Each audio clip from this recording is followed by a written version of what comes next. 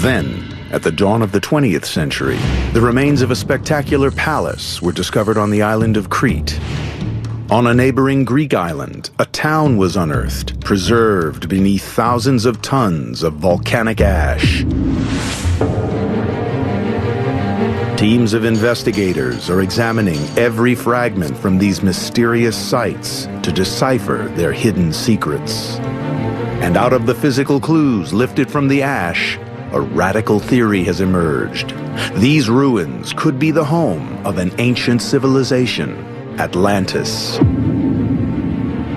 Using cutting-edge visual technology, we rebuild the incredible towns, temples, and palaces. We reveal the majesty and the mystery of this lost world.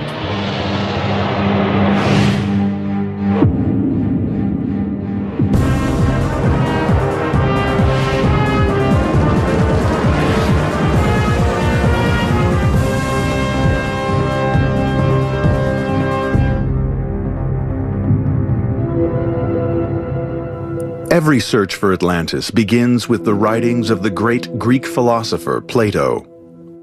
Plato was essentially the father of Western philosophy, and because what he had to say was so important and has remained important throughout the history of Western thought, it became much more acceptable, much more respectable, if you will, than if someone else had written it. In one of the most intriguing of his writings, Plato describes a remarkable utopian society. Rich in wealth and knowledge, their skills as builders and engineers were advanced beyond imagining. But, he says, the peace of this land was suddenly torn apart. Legend has it that the entire civilization was wiped out in a single day and night, engulfed by the ocean and lost to the world for thousands of years. No other mystery on Earth has sparked such obsession or given rise to so many extraordinary theories. On the Mediterranean island of Crete, a discovery was made in early 1900 that would add a new chapter in the search for Atlantis. An archaeologist named Arthur Evans, a real-life Indiana Jones, arrived on Crete. He was searching for the treasures of the ancient world. Evans was looking for something very specific. He was looking for the first European culture, but he was also looking for the roots to Greek mythology. Evans began his search in a hilltop settlement called Knossos. He soon found something that was beyond his wildest dreams. In the very first trench he dug, Evans unearthed a magnificent stone throne. It was the heart of a spectacular palace complex. Covering an area the size of 4 football fields and containing 10 times as many rooms as Washington's White House, the dig exposed construction on a massive scale. What he found was beyond all expectations of anyone at the time, and essentially he defined the civilization around it, which he called the Minoan civilization. The name Evans chose came from a figure in ancient Greek myth called King Minos. Minos was said to live in a great palace, at the center of which he had imprisoned a terrible monster. Half man, half bull, it was called the Minotaur. Sir Arthur Evans thought that he had found the palace of King Minos. They probably had nothing to do with King Minos, but on the other hand, it seemed like a good label, and it has stuck.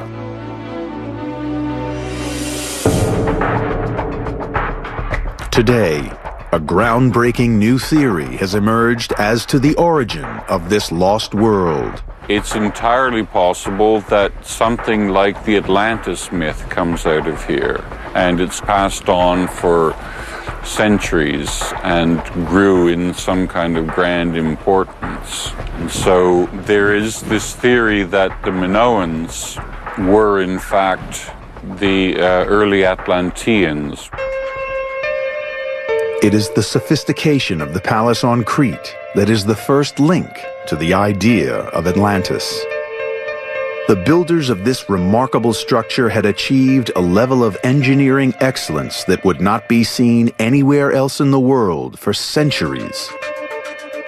It is littered with artifacts dating back over 3,500 years. The remains of hundreds of decorative pots and beautiful wall paintings are being discovered. As investigators piece together the fragments of this ancient art, they are discovering sophisticated images of the people and the lives of a lost civilization. People were extremely interested because this was going back beyond the boundaries of classical studies and classical archaeology into something entirely new, which had not really been envisaged before. The buildings here are older than anything previously discovered on the island, and they are infinitely more advanced. Teams of experts are now searching for the clues that relate this complex architecture to Plato's story of Atlantis. Colin MacDonald has scoured every inch of the palace, above and below ground, to expose every technological achievement. And beneath the surface, he has discovered one of the site's most advanced features. Down beneath all of this, there is the most remarkable water system, both for the drainage of water and for the water supply itself. Astoundingly, this sophisticated network of pipes predates the plumbing of the great Greek and Roman empires by over 1,000 years. These terracotta or clay water pipes are made up of 1 meter sections, the one tapering into the other. It took water to lots of different parts of the palace, and equally impressive systems were used actually to get water out of the palace for the drainage system itself. A vast subterranean network carried wastewater away from the palace. Using the details of Colin's survey, we can now see how the drain circled through the palace's royal quarter. We're right in the middle of the main drainage system of the palace here on the east side. It's stone built on either side, about 1 meter high here. In times of torrential rain, huge quantities of water could be dealt with by this drainage system.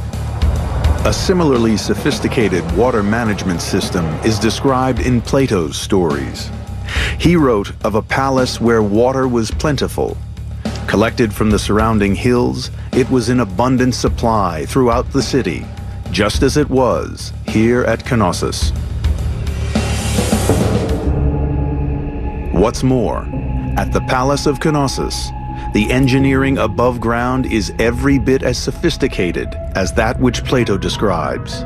The palace contained 1,300 rooms spread over 4 floors, all interconnected by miles of passageways.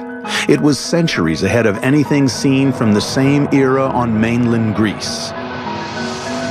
What we had on the Greek mainland in the period of the palaces was nothing more complicated really than maximum 3 or 4 room single-story mud brick structures. There's no grand architecture on the scale that we see in the Cretan palaces. Plato describes the Palace of Atlantis as an acropolis sitting atop a great hill. At Knossos, we find just that. Construction must have involved huge earth-moving operations. The entire hilltop was flattened and terraces were carved so that the palace could be built on multiple levels. The large foundation blocks of the palace walls were constructed of crystalline stone called gypsum. It was quarried locally and then cut into massive blocks with bronze saws. We're right in the middle of a large quarry used for quarrying the gypsum that was used in the construction of the first palace at Knossos.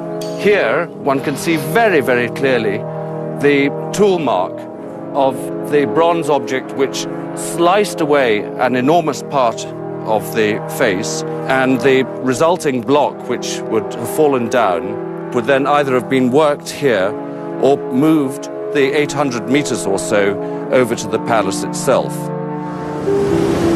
In the Atlantis myth, the external walls of the great palaces were said to shine like silver.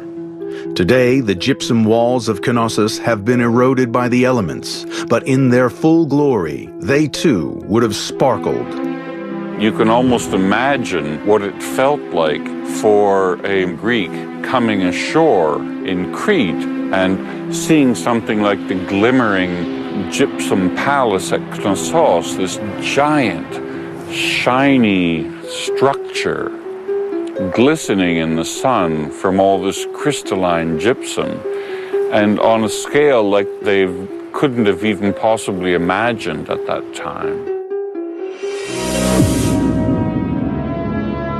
A vast royal residence, a place of worship and ceremony at the center of an advanced and wealthy civilization.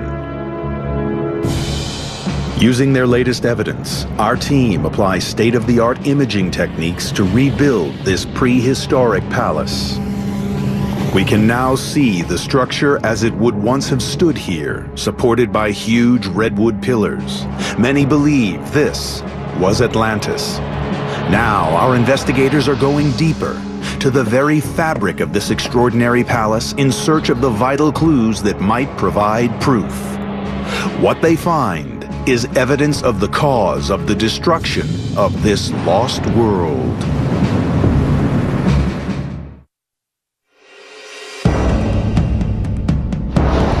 In the heart of the Mediterranean Sea, on the island of Crete, a remarkably sophisticated palace has been unearthed, and the find has reignited the search for the most famous of all lost worlds.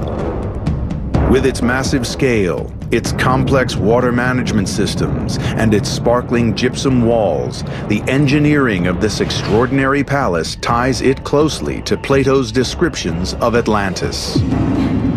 Hidden deep in the fabric of this amazing place, there are even more compelling links.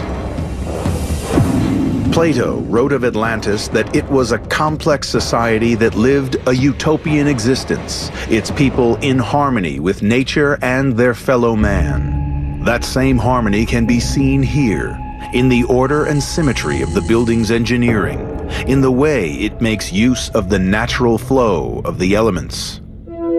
The palace engineers were masters at controlling the path of air and light through the depths of the palace quarters. They devised systems that appear advanced even today, even though they are almost 4,000 years old. Internal rooms were divided with an ingenious system known as pier and door partitioning. Rows of pillars were linked by discrete wooden shutters which could be controlled independently of each other. They could be set to block the path of a cold wind or channel a breeze to the palace's innermost room. At the very heart of the palace is the central court, providing light and air to all areas of the complex. To the east is the royal quarter, a multi-story structure to rival anything described in Plato's accounts of Atlantis.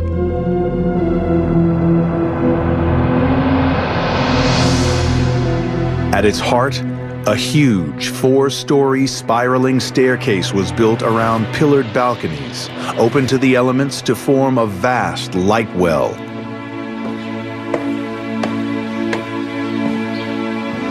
This impressive structure was really one of the great achievements of Minoan engineering.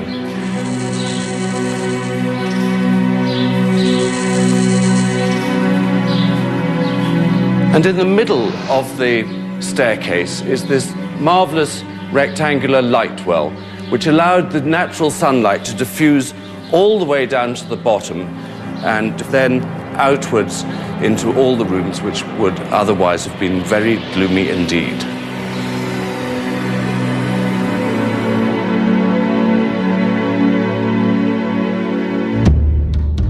This awesome technology and the sophisticated culture that created it appear to have thrived in the Mediterranean for centuries, but then they simply disappeared. Just as in the story of Atlantis, it seems this entire civilization was wiped from the face of the earth in a sudden and violent catastrophe. The first clues to what might have happened lie in the sea that surrounds the island. The whole of the Mediterranean is divided into two tectonic plates, with Europe on one side and Africa on the other. These two colossal land masses collide, and periodically the energy of these collisions is released in earthquakes. The archaeological evidence for earthquakes is very difficult to detect here, partly because, of course, they rebuilt and repaired immediately afterwards. There is one instance, however, on the south side in the so-called House of the Fallen Blocks. It seems that at the end of the First Palace period, there was a huge earthquake, and these enormous blocks were thrown several meters to the south, and there they remain today as evidence of this enormous earthquake. Our experts have discovered that the palace engineers devised new and innovative techniques to create structures that would withstand the destructive force of these violent quakes. Simply put, Today, our team are keen to learn from the experience of the palace engineers, and they study closely the anti-seismic techniques deployed at Knossos. in order to make their tall, skinny walls stand up, it's quite probable that the first thing they did was to buttress them up, rather like this. So if I pretend to be an earthquake and shake this table here, well, as we can see, buttressing on its own doesn't do the job. In the final phase of building at the palace, walls were constructed of stone and supported by an ingenious system of wooden frames. This combination of materials gave the structure both enormous strength and flexibility.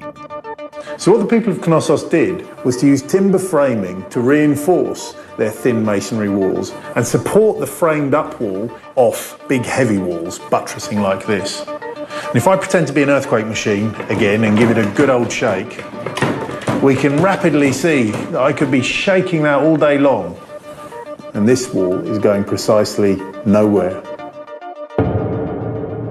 Despite these incredible engineering achievements, nothing was going to save the palace from the devastating cataclysm to come. Seismologists that have been studying the geological history of the area now believe that Crete suffered a cataclysmic event around 1500 BC. This new evidence shows that Crete was struck by a massive and deadly wave.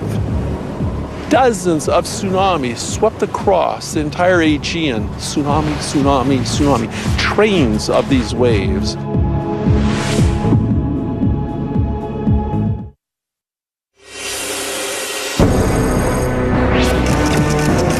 On the Mediterranean island of Crete, archaeologists have discovered the remains of an ancient palace.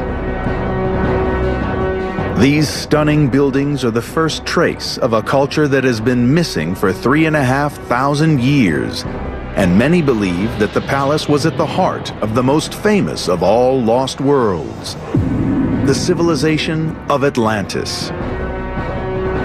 Just like Atlantis, the palace of Knossos and the island of Crete were devastated in a cataclysmic event. In search of the source of this destruction, experts have focused on a volcanic island 100 miles north of Crete. It was known in ancient times as Thera. Today, it is Santorini. Volcanologist Floyd McCoy has made it his life's work to decipher the geological clues and piece together the island's destructive history. This volcano has an amazing history of repeated giant explosions. With every explosion, this hole in the ground, which we call a caldera, is re-excavated repeatedly. And every time it blows itself apart, it leaves a deposit on the landscape, and layer by layer, it built itself up. And so what we see over there are the layers of these repeated explosive eruptions through tens of thousands of years. At the center of Santorini, inside the cliffs of the main island, is Nea Kameni, the new furnace. It is a barren and hostile island, peaked by the crater of an active volcano. Floyd McCoy has discovered that there was once an island right at the center of the caldera. It was swallowed up by a terrible volcanic eruption. Occupying this large caldera then was this large island that a civilization lived on. It's gone. The island was blasted to bits. Plato wrote of a devastating cataclysm that destroyed the great civilization of Atlantis. And Santorini, the closest neighbor to Crete and the Palace of Knossos, was the location of one of the biggest explosions in recorded history. Researchers have developed a new theory that Santorini and Crete were both a part of Atlantis. The theory has its basis in the dramatic color of these cliffs. Plato described quarries in Atlantis where rocks of white, black, and red were extracted from the hills. The rock was then used in the construction of a great island city. The description matches the rocks found here in Santorini. This island city was described as being laid out in a series of concentric circles of land and water, each one connected to the ocean by an immense canal 100 feet deep.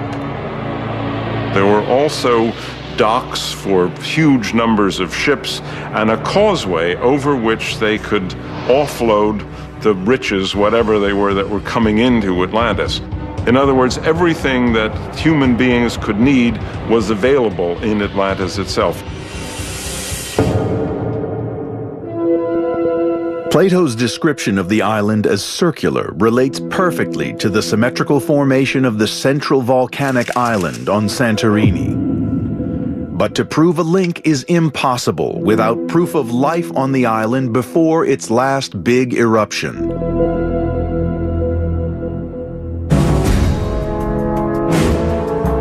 Then, in the early 1900s, during excavations in a quarry here, a fantastic discovery was made. That layer, that white layer on top of the cliffs, is a deposit left from the catastrophic eruption in the Bronze Age. And it was digging there that they found a house site. In another case, they found a burial. They realized this eruption had buried a civilization, a culture lived there. The story then of that ancient civilization starts there with that layer of white ash. These volcanic deposits, which still cover the entire island, fell in the course of a single cataclysmic eruption. Now our experts are stripping back the ash layer by layer to expose evidence of the lost world that lies beneath. Here it is. This is the level that man lived on, right here. Here, in fact, is what appears to be a remnant of a wall built by man on top. And then the eruption came. The big blast started, and all of this was deposited. This is pumice, and the pumice piled up very rapidly. And then the eruption continued, 4 days of a massive accumulation of all of this material, all up here, 30, 50, 60, 80 feet of this material piling up. And then way up at the top, the debris flows, the mud flows that scoured the surface. All of this, one of the giant eruptions in human history. The first signs of life from before this big eruption had been found, and the search was on to reveal proof of a culture that would link the island to the great civilizations of Crete and Atlantis. The answer was unearthed in 1966 by an American archaeologist named James Mavor Jr. Mavor assembled a team to search the islands for signs of ancient artifacts.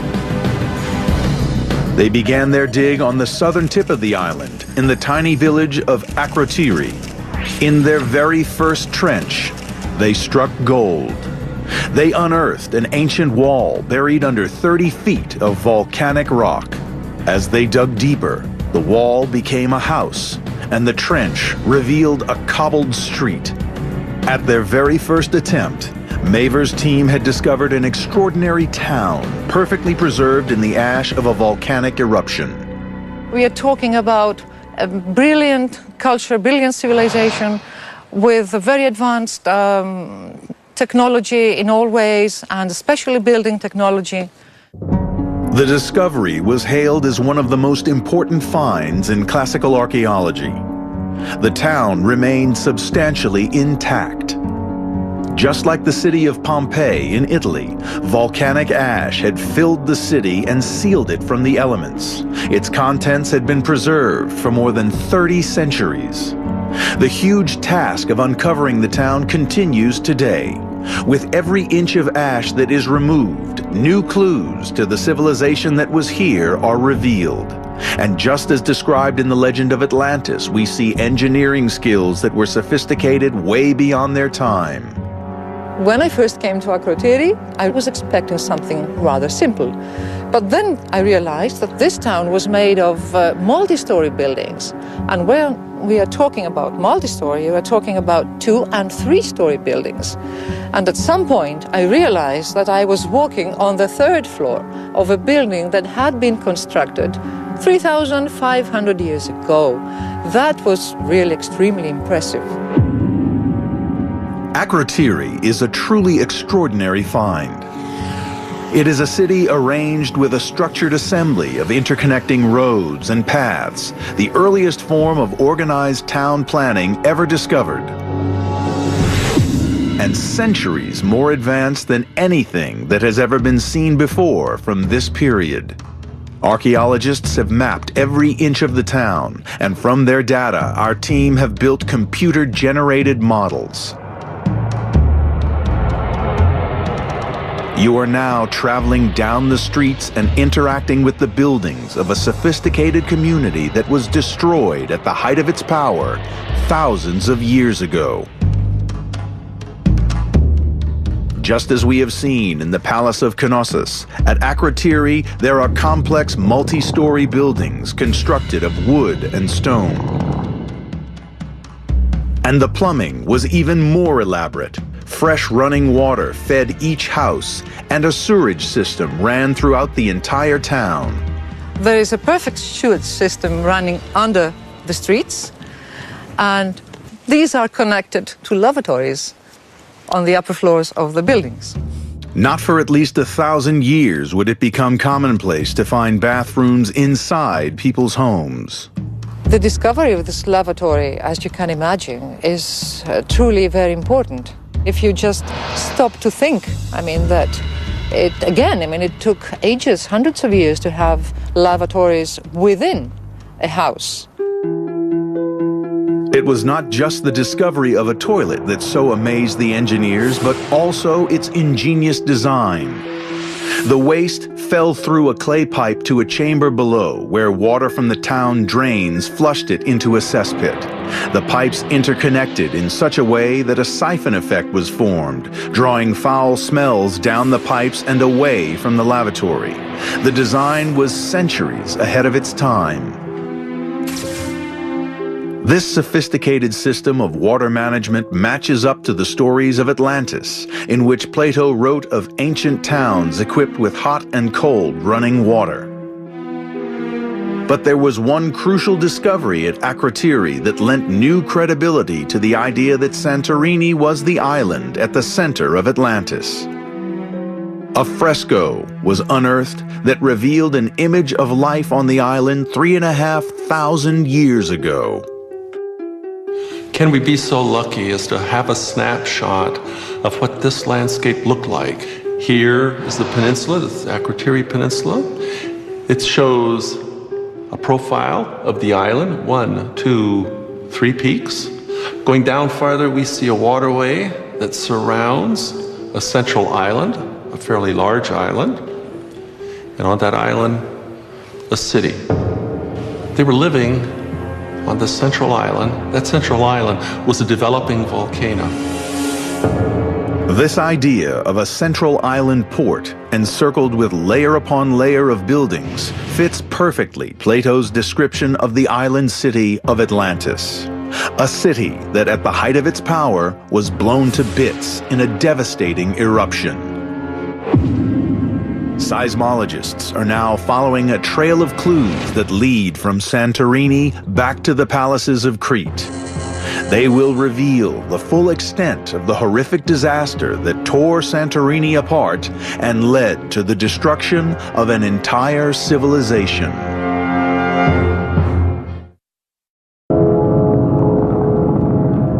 In the heart of the Mediterranean, a lost world has been discovered. A palace on Crete and a town on Santorini, linked by the unique engineering of their buildings. Archaeologists have opened a window on a highly advanced culture known today as the Minoans. They thrived 3,500 years ago, and many now believe that what they left behind gave rise to the myth of Atlantis. Since the discovery of the palace at Knossos in 1900, archaeologists have expanded their search. Today, a network of ancient towns and palaces has been revealed across the length and breadth of Crete. What all these sites have in common is that they were destroyed in the middle of the 2nd millennium BC by a series of terrible disasters. According to the Greek philosopher Plato, Atlantis too was destroyed in a single day and night. The land was swallowed by the sea. 100 miles north of Crete on Santorini, Floyd McCoy has been gathering data to determine if the magnitude of the eruption that happened here in 1500 BC was enough to cause the devastation of Crete. What he has discovered is beyond all expectations. So how big was this eruption? It was huge. How do we determine this is by how much material is blown out during the eruption. And the more we look, the more we find. There are huge, thick deposits of this ash and pumice on the seafloor that surround this island. It's been found down to the Nile Delta. It's been found up in the Black Sea. When we take all of this material and calculate the volume of it, we come out with an eruption that is perhaps 10 times Krakatoa in 1883. Because Krakatoa exploded in the late 19th century, we have comprehensive records of the eruption, and the details are spine-chilling. The eruption ejected more than 6 cubic miles of rock, ash, and pumice into the atmosphere, killing 36,400 people. But it would have been dwarfed by the Santorini eruption. It was enormous, and it occurred right in the middle of a flourishing civilization.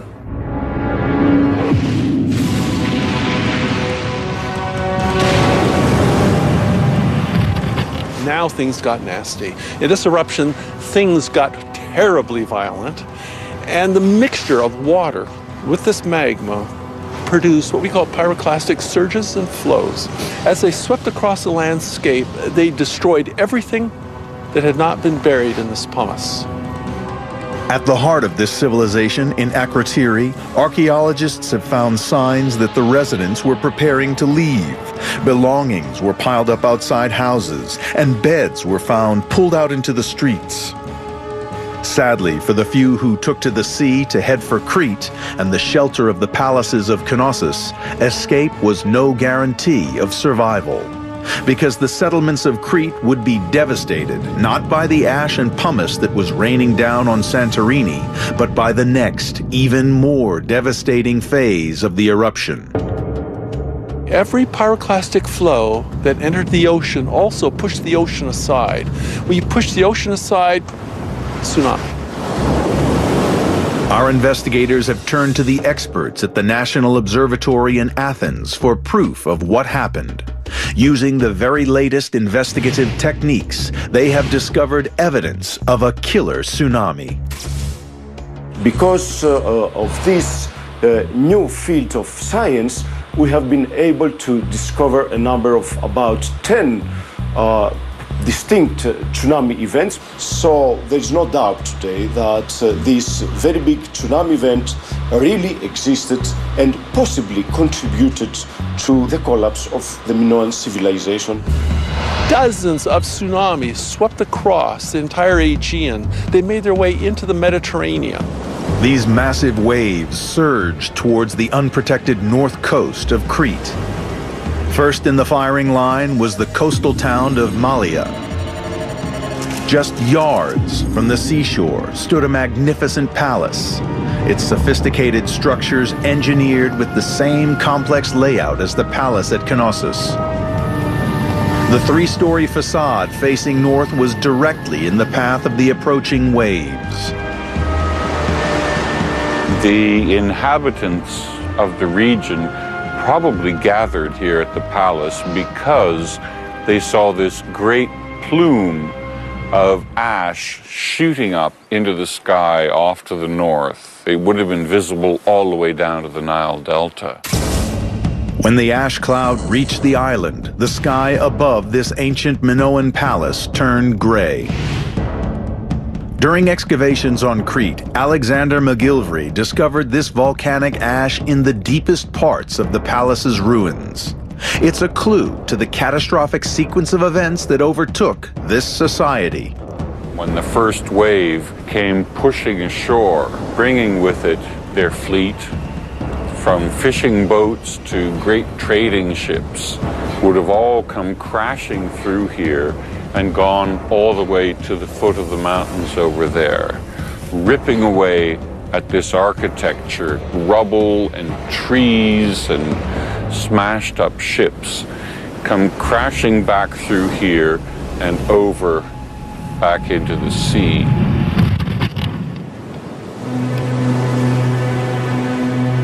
This scene of destruction was repeated all along the coast of Crete and far beyond. Not even the brilliant builders of the great reinforced walls at the Palace of Knossos could have foreseen the power of the tremors that accompanied these waves. They rocked the island. Massive earthquakes caused by the volcano shook the palace to its foundations. The devastation of this ancient civilization was complete. Today, long after the destruction that struck the Mediterranean, the search for the links that bind these places to the story of Atlantis has taken a new turn. The final extraordinary clue leads east to the ancient land of Egypt.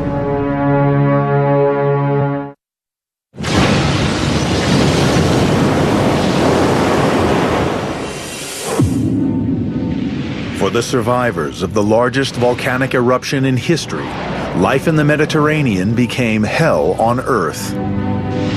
Thousands were dead. Tsunamis had poisoned the land with salt water, and the air was thick with ash and noxious gases. Just as Plato wrote when he described the end of Atlantis, the island of Santorini, at the center of this newly discovered world, had been destroyed. It had been blown to smithereens, then swallowed by the sea. And 100 miles away, the great palaces of Crete had been devastated by quakes and engulfed by terrible tidal waves.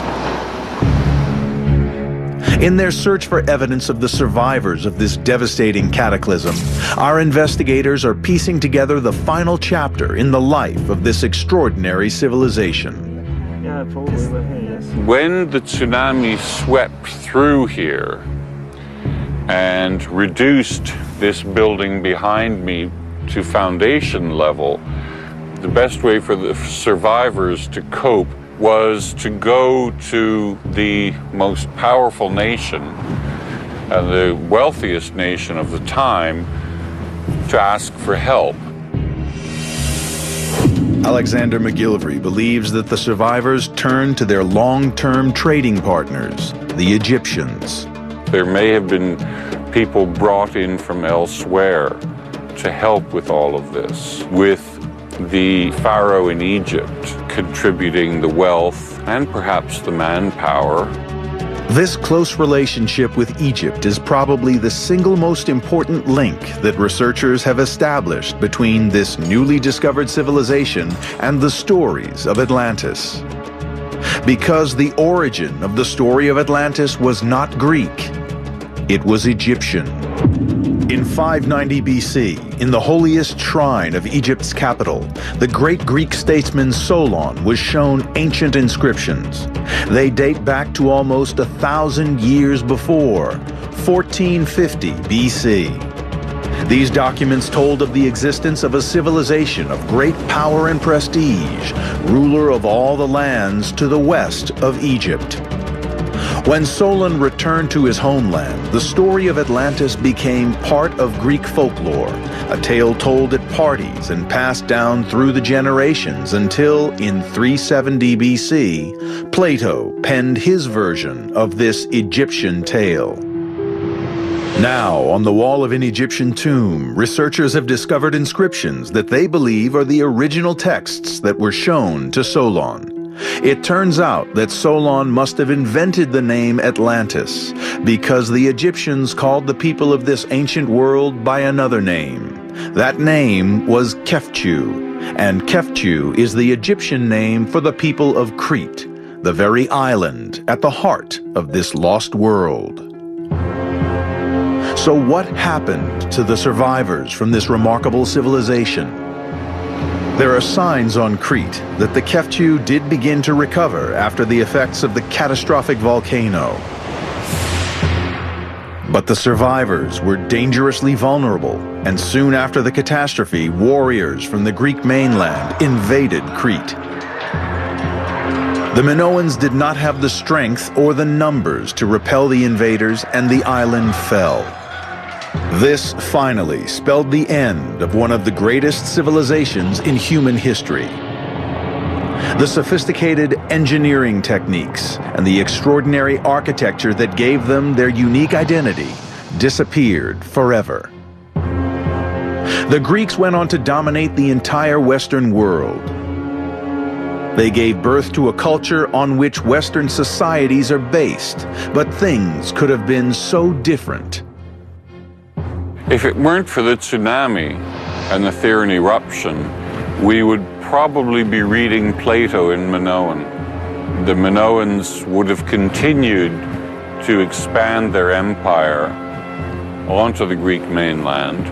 The White House would probably look more like the palace at Knossos than classical Greek architecture. There are still many questions to be answered that could shed light on the links between the great palaces, towns, and temples of Crete and Santorini, and the mysterious legends of the Egyptians' Kefchu and Plato's Atlantis. On Santorini, vast areas wait to be excavated, and the ocean bed remains largely unexplored. But time may be running out. At the heart of the caldera, beneath the towering cliffs of the modern-day Santorini, is the Nea Kamenni, or New Furnace. It is the site of the present volcano, and it is still very much alive. When the volcano collapsed after the eruption 3,500 years ago, it left behind a hole in the ocean 1,000 feet deep. Since that time, the volcano has been growing again, pushing back up through the ocean. Today, it rises 400 feet above sea level, back almost to the size that it was when it erupted 35 centuries ago. Seismologists believe that it will erupt again. The question is when. When that next big blast comes, the best we can do is hope that we can predict it and get away.